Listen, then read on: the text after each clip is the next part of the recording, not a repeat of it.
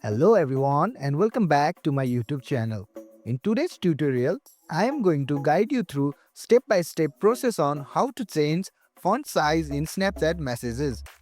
So let's dive into our video. Let us start from the home screen of our mobile phone.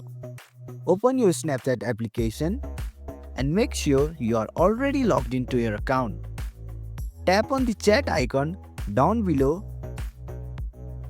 Once you are at the chat interface, you have to select the profile of your friend to whom you want to send your message. Tap onto the profile.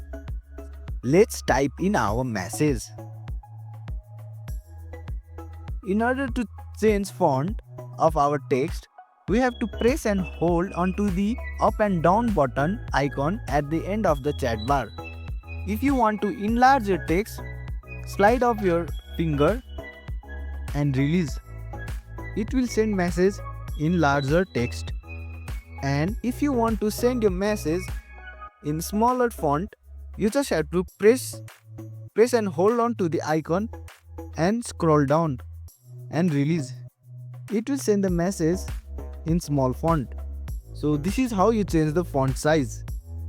If you found this video helpful, don't forget to hit like and subscribe.